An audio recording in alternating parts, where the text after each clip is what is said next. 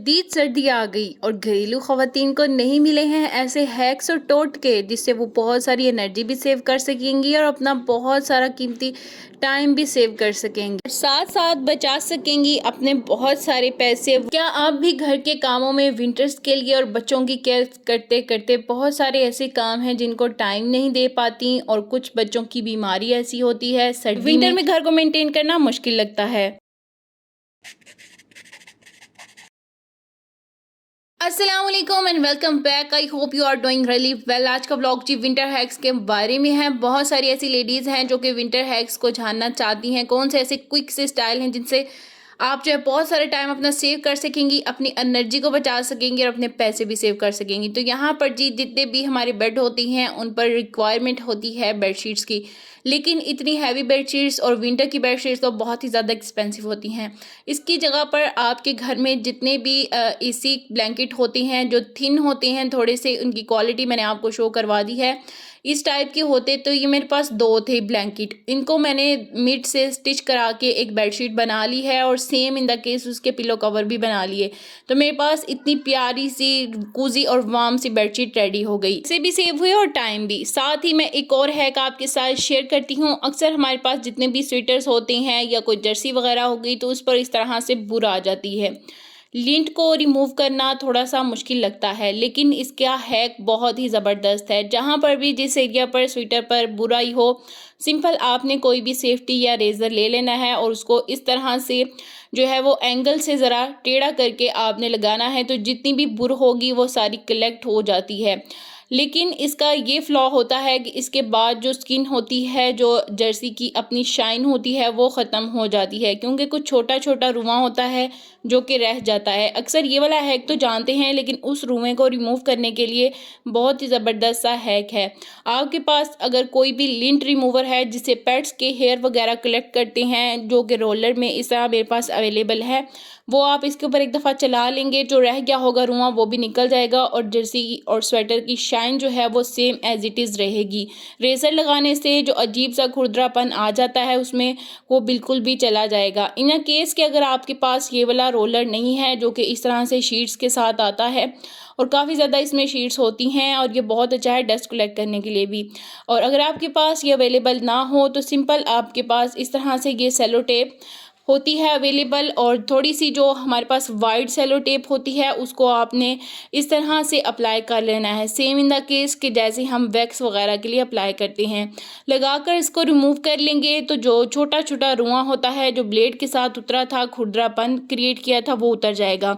बहुत सिंपल है, क्या बहुत सारा टाइम और एनर्जी और पैसे भी सेव करता है। विंटर्स हों और हमारी स्किन बहुत ज़्यादा ड्राई ना हो, ये हो नहीं सकता। जैसे जैसे विंटर्स आती जाती हैं और बहुत सारे लोग जो हैं वो ड्राई स्किन के साथ आते हैं, चाहे वो जितना मर्जी मॉइस्चराइज़र लगाएं या कोई भी अच्छी सी वैसलीन भी लगाएं, तो इसके लिए आपने 1 से 2 अपनी स्किन के सूटेबल ले लेनी है और उनको ऐसी जगह पर प्लेस कर दें जहां पर आपकी आते जाते बहुत ज़्यादा नज़र हो। ऐसी जगह मोस्टली जो हमारी वुमेन होती हैं उनका वैनिटी या ड्रेसिंग एरिया ही हो सकता है, तो वहाँ पर आपके पास जितने भी अवेलेबल हैं 1 से 2 रखेंगी तो ज़्यादा क्वांटिटी होने की वजह से, डिफरेंट होने की वजह से आपकी नज़र पड़ेगी और आपको याद भी रहेगा कि आपने इनको अप्लाई करना है। बहुत सारी लेज़ी वुमेन अपने बच्चों के लिए तो बहुत सारा टाइम निकाल लेती हैं, अपनी फैमिली के लिए, लेकिन अपनी स्किन के लिए नहीं निकाल पाती। तो इसके लिए आप ये वाला हैक ज़रूर ट्राई कीजिएगा। जहाँ बात की जाए विंटर क्लॉथ्स को ऑर्गेनाइज करने की, तो विंटर क्लॉथ्स जो हैं बहुत ज़्यादा स्पेस लेते हैं कंपैरेटिवली जो हमारे समर्स के ड्रेसेस होते हैं। समर के ड्रेसेस थोड़े थिन होते हैं और थोड़ी सी प्लेस में आ जाते हैं। बच्चों के भी अगर क्लॉथ्स हों तो बहुत ज़्यादा स्पेस लेते हैं, उसके लिए बेस्ट चॉइस है वाइजली ऑर्गेनाइज़र को चूज़ करना। ऐसे ऑर्गेनाइज़र लेना जिसमें बहुत हैवी कपड़े जैसे कि हाई नेक्स, कोई वुलन के स्वेटर्स जो कि ज़्यादा स्पेस लेते हैं और आपकी कबर्ड के एक एरिया को स्टक कर देते हैं, उसमें रखने की बजाय एक ऐसा बास्केट ऑर्गेनाइज़र लें जिसमें आप अपने बच्चों के या अपने हैवी क्लॉथ्स को फोल्ड करके रख सकें। हैवी क्लॉथ्स जो होती हैं, हैंग करने का हैक भी इतना यूज़फुल नहीं होता क्योंकि वहाँ पर भी ये बहुत ज़्यादा स्पेस लेते हैं। तो बास्केट ऑर्गेनाइज़र एक बेस्ट चॉइस हो सकती है। यहाँ आपके पास अगर इस टाइप के कुछ ड्रॉर अवेलेबल हैं तो बच्चों के क्लॉथ्स जो कि हैवी होंगे आप इनमें फ़ोल्ड करके रख देंगी तो एक तो ये ऑर्गेनाइज लगेंगे, काफ़ी थोड़ी सी स्पेस में बहुत ज़्यादा कपड़े आ जाएंगे और देखने में भी बहुत ही अच्छा इफ़ेक्ट आएगा और ऑर्गेनाइज्ड लगेगा।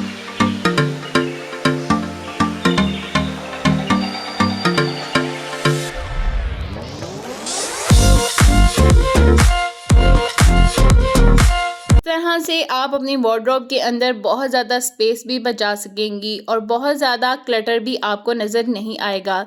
नेक्स्ट हैक है बहुत ही ज़बरदस्त है, बच्चों से लेकर बड़ों तक इसकी रिक्वायरमेंट विंटर में सभी को होती है। अक्सर हमारे यहाँ बच्चों को बहुत ज़्यादा फ्लू हो जाता है, बहुत ज़्यादा कफिंग होती है या बहुत ज़्यादा बच्चे जो है वो गला ख़राब होने की शिकायत में मुब्तला हो जाते हैं या बड़े भी हों तो उसके लिए भी बहुत ज़्यादा इशू रहता है। इसके लिए बहुत ज़बरदस्त से कावे की रेसिपी है। ये बहुत पुरानी रेसिपी है, कई सदी पहले ये यूज़ की जाती थी जब बहुत ज़्यादा जो है वो मेडिकेटेड जो है ट्रीटमेंट्स वगैरह नहीं होते थे। तो इसमें जो है वो थोड़ा सा मैंने ज़ीरा ऐड किया है, थोड़ी सी अजवाइन ऐड की है और क्वांटिटी आपने सेम रखनी है। 1 पिंच जो है मैंने इसमें ड्राई मिंट लीव्स ऐड किए हैं और थोड़ा सा ब्लैक पेपर, पाउडर नहीं है, साबुत है, और एक बे लीफ ऐड किया है। ये मटेरियल जो है वो 4 to 5 डेज़ के कावे के लिए रेडी है अगर आपने एक कप बनाना है। ये प्री मिक्स मसाला बहुत ही बेस्ट रहता है।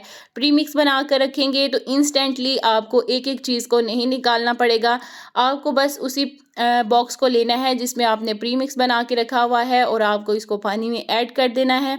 बहुत ज़बरदस्त सी रेमेडी है, जितने भी कफिंग, फ्लू या बंद नाक होती है उसके लिए बहुत अच्छा है। बच्चों के लिए तो बहुत ही बेस्ट है, चाहे तो आप इसमें शुगर भी ऐड कर लें तो भी आप बहुत बेस्ट रहेगा। बच्चे थोड़ा सा मीठा ही पसंद करते हैं तो शुगर ऐड कर लेंगे तो बहुत अच्छे से वो इंजॉय भी कर लेंगे।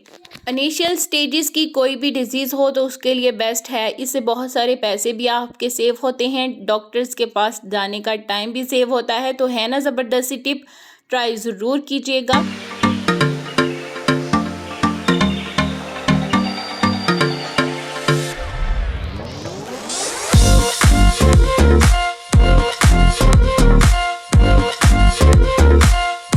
विंटर्स में हम लेडीज़ को बहुत ज़्यादा इशू रहता है रेफ्रिजरेटर के खानों का, जैसे कि आटा जब भी हम रखते हैं अगर रेफ्रिजरेटर का टेम्परेचर जो है वो बहुत ज़्यादा लो हो जाए तो रेफ्रिजरेटर में रखी हुई चीज़ें ज़्यादा ही ठंडी हो जाती हैं। अगर आटे से रोटी बनानी हो तो थोड़ा सा भी हार्ड हो जाए तो बहुत ज़्यादा टाइम उसको फिर बाहर भी रखना पड़ता है। बाहर भी अगर मौसम बहुत ठंडा है बहुत ज़्यादा आपको वेट करना पड़ेगा। तो रेफ्रिजरेटर का अपनी अकॉर्डिंग, अपनी कंपनी के अकॉर्डिंग आपने उसकी सेटिंग कर लेनी है ताकि आपकी चीज़ें जो हैं वो बहुत ज़्यादा फ्रीज़ होने से बच जाएं। नेक्स्ट है बहुत ही ज़बरदस्त है, जितने भी हमारे विंटर के ब्लैंकेट्स होते हैं या जितनी भी क्विल्ट्स, रज़ाइयाँ हो गई, उनको धूप लगवाना तो बहुत ही बेस्ट है। लेकिन अगर आप ऑल्टरनेटिव डेज़ रखेंगे, जैसा कि अगर आपके पास 2 पेयर हैं, एक पेयर को आप एक दिन लगवा लें धूप और उसके बाद दूसरे पेयर को यूज़ कर लें। इस तरह से आपका टाइम भी सेव होगा और आपको पूरा दिन वेट भी नहीं करना पड़ेगा और बहुत सारा टाइम आप अपना सेव कर सकेंगी। नेक्स्ट टिप बहुत ही यूज़फुल है। अक्सर हम दही वगैरह बनाते हैं, विंटर्स में दही बनाना थोड़ा सा मुश्किल टास्क लगता है और अगर हीट प्रॉपर मेंटेन ना हो तो भी बहुत मसला रहता है और दही प्रॉपर बन नहीं पाता। इसके लिए आपके पास अगर माइक्रोवेव अवन अवेलेबल है या ओटीजी या कोई भी अवन है उसमें आप उसको थोड़ा सा प्री हीट कर लें। 10 मिनट्स के लिए प्री हीट कर लेने से उसकी हीट मेंटेन रहेगी। उसके बाद उसमें दही वाला पॉट रख दें और उसको जल्दी से बंद कर दें। इस तरह से काफ़ी देर तक हीट मेंटेन रहती है और बहुत ही ज़बरदस्त सा दही बनकर रेडी होता है। इन केस अगर आपके पास माइक्रोवेव भी नहीं है और ना ही ओटीजी अवन है तो उसके लिए एक और टिप है, हमारे पास हॉट पॉट या सेसरोल सबके पास ही अवेलेबल होता है। ये बहुत ज़बरदस्त सी टिप है दही को बनाने के लिए। इस तरह से दही बनाने के लिए आपको हीट को मेंटेन करने के लिए ज़्यादा झंझट भी नहीं करना पड़ेगा। साइज़ के अकॉर्डिंग आप ले लें, जिस तरह से आपका बर्तन है जिसमें आपने दही बनाया हुआ है, डायरेक्टली थोड़ा सा आपने दूध को ज़्यादा गर्म करके उसमें दही लगाना है ताकि हीट ज़्यादा देर तक मेंटेन रहे। उसके बाद आपने उसको हॉट पॉट में रख देना है और विदिन 2 आवर्स जो है वो दही बनकर रेडी हो जाता है। कैसा लगा आपको टिप और हैक, लाइक ज़रूर कीजिएगा अगर अच्छा लगा है तो।